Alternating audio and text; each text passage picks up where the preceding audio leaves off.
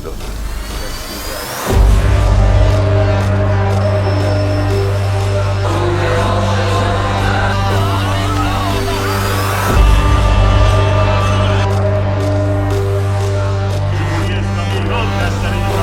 Tehran में तालिकानी street और यहाँ पहुंचे हैं हजारों लोग।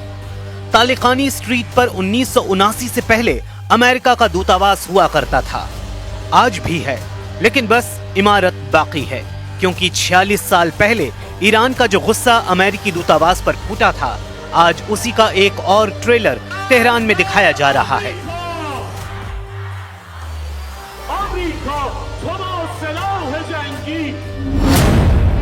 ईरान ने बता दिया है कि उसका दुश्मन नंबर 1 कौन है, वो अमेरिका या फिर इजराइल है।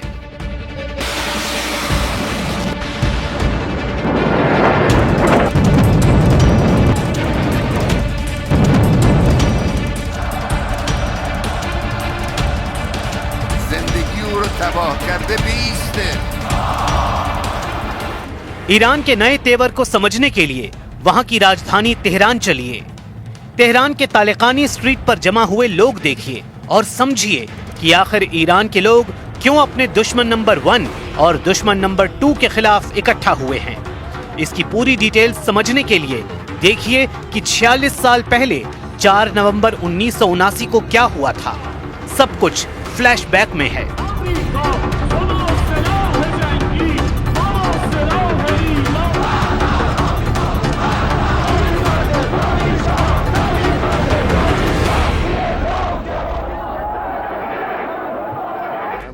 با ایران با همکاری و کمک به رژیم صهیونی ملعون سازگار نیست. رژیم ملعون صهیونی با این وضعی که در این اواخر همه دنیا دیدن، همه دنیا فهمیدن، همه دنیا محکوم کردن، آمریکا کمک میکنه. آمریکا پشتیبانی میکنه، آمریکا حمایت میکنه.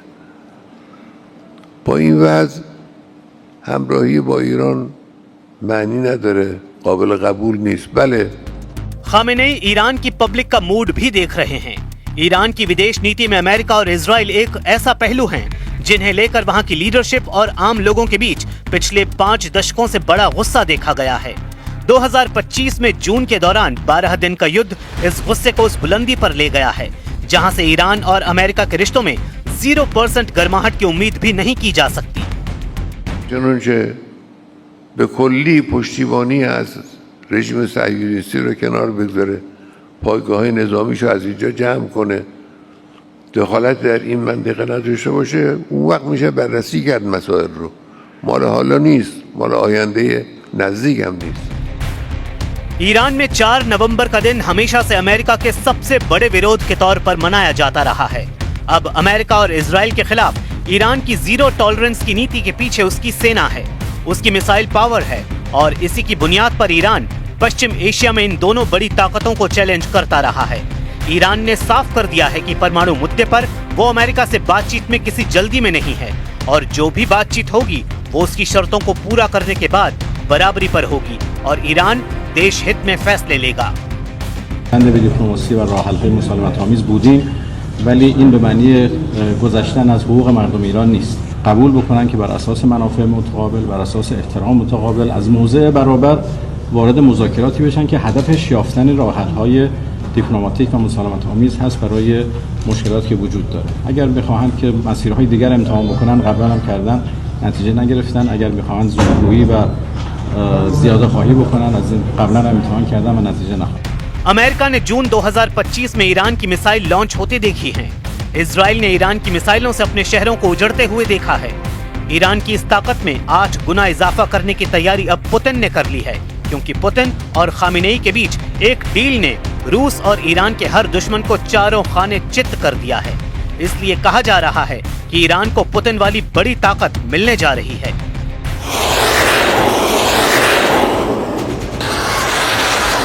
ये खबर इसलिए भी बहुत बड़ी है क्योंकि जिस वक्त ईरान की मिसाइलों का खौफ पूरे इजराइल में फैला हुआ है, जब ईरान के परमाणु कार्यक्रम की टेंशन में पूरा व्हाइट हाउस घिरा हुआ है, तब पुतिन और खामेनेई की परमाणु डील ने ट्रंप और नेतन्याहू को बुरी तरह डरा दिया है। इस सबसे बड़ी डील के 3 मायने निकाले जा रहे हैं, यानी डील एक है लेकिन खबर 3 निकल रही हैं। بعضی‌ها تاریخ رو وارونه می‌نویسن. اختلاف بین جمهوری اسلامی و بین آمریکا رو از ناحیه همین مرگ بر آمریکای شما میدونن. این ساده لوحیه.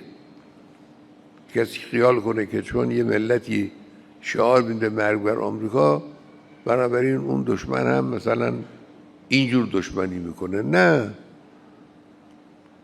شعار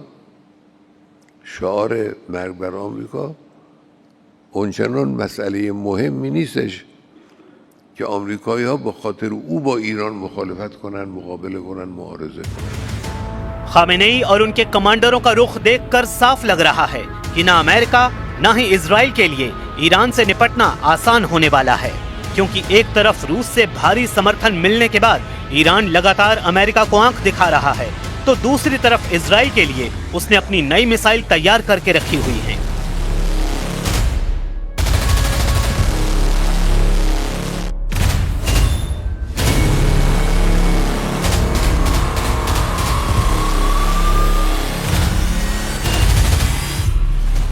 सवाल है कि क्या 2025 के आखिर में युद्ध हुआ तो इजराइल पर फिर फटने जा रही है ईरान की मिसाइल? क्या ईरान इजराइल के बीच हालात बिगड़े तो तेल अवीव और हाइफा में फिर इसी तरह होगा हमला? क्या ईरान की मिसाइलों के आगे फिर ढह जाएगा इजराइल का डिफेंस सिस्टम? इजराइल पर ईरान के हमले को लेकर लगातार ईरान के कमांडर चेतावनी दे रहे हैं। मेजर जनरल मोहम्मद पाकपूर को मेजर जनरल हुसैन सलामी की मौत के बाद IRGC का कमांडर बनाया गया है। मेजर जनरल हुसैन सलामी की मौत 13 जून को इजराइल के हमले में हुई थी और उसके बाद से पाकपूर IRGC की कमान संभाल रहे हैं। इजराइल के खिलाफ 12 दिन तक मिसाइल अटैक करने के बाद जब युद्ध विराम हुआ तो मेजर जनरल पाकपूर ने क्या कहा था, बहुत गौर से देखिए। ईरान की मिसाइल लगातार लॉन्च पैड पर तैयार है। कमांडर पाकपूर ने बहुत साफ साफ कहा कि हमारी उंगली मिसाइलों के ट्रिगर पर है और खामेनेई से भी उन्हें सिग्नल मिल चुका है कि इस बार इजराइल ने हमला किया तो कोई रहम न दिखाया जाए। इजराइल की नई टेंशन ये है कि ईरान का दावा है कि उसने अभी तक अपनी सबसे खतरनाक मिसाइलों को इस्तेमाल नहीं किया है, लेकिन ईरान से युद्ध को लेकर अमेरिका और इजराइल से लगातार नए नए सिग्नल मिलने लगे हैं। इजराइल पर हुए हमलों में जिन मिसाइलों ने तबाही मचाई है उनकी लिस्ट देख लीजिए, क्योंकि यही अब तक नेतन्याहू के लिए मिसाइलों को लेकर ईरान की तरफ से ऐसी वार्निंग इसलिए दी जा रही है क्योंकि नेतन्याहू और ट्रंप का रुख ईरान को लेकर काफी सख्त देखा जा रहा है। If you look at the Middle East, I would say prior to us hitting Iran so hard, we could have never made that deal because you would have had a dark cloud over the Middle East when we took out their nuclear capability, which was one of the great military maneuvers of all time. It was flawless. You saw that. Trump और Netanyahu दोनों जानते हैं कि Israel पर Iran की जितनी missile गिरी, ऐसे हर धमाके ने इजराइल के मिसाइल डिफेंस सिस्टम का पुर्जा ढीला कर दिया। तेल अवीव से लेकर हाइफा और अशदोद से लेकर बेन गुरियन हवाई अड्डे तक हर मिसाइल हमले ने नेतन्याहू को ईरान पर नया प्लान बनाने पर मजबूर कर दिया है। यही वजह है कि नेतन्याहू ने ईरान को घेरने के लिए अब नई तिकड़म लगाई है। नेतन्याहू कह चुके हैं कि ईरान के मिसाइल कार्यक्रम पर रोक लगनी चाहिए और उसे 480 किलोमीटर से ज्यादा रेंज की मिसाइल नहीं बनाने दिया जाए।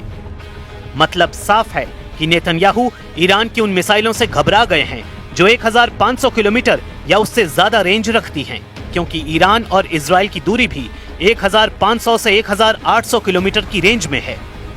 यही वजह है कि नेतन्याहू चाहते हैं कि ईरान के पास 480 किलोमीटर की रेंज वाली मिसाइल हो ताकि वो इजराइल तक न पहुंच पाएं। 13 जून को ईरान पर हमला हुआ था और उसके बाद 12 दिन तक दोनों तरफ से एक दूसरे पर हमले हुए थे। हमले दिन रात हो रहे थे। एक तरफ से फाइटर जेट तो दूसरी तरफ से बैलिस्टिक मिसाइल दागी गईं।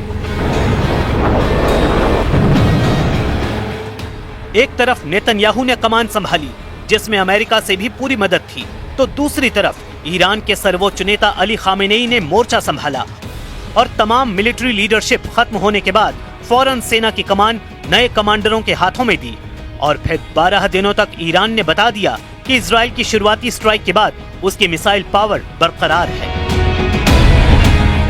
نیروهای مسلح و صنایع نظامی ما آماده داشتن، استفاده کردن، به کار بردن، بازم دارن، لازم باشه در وقت دیگر هم ازش استفاده میکنن.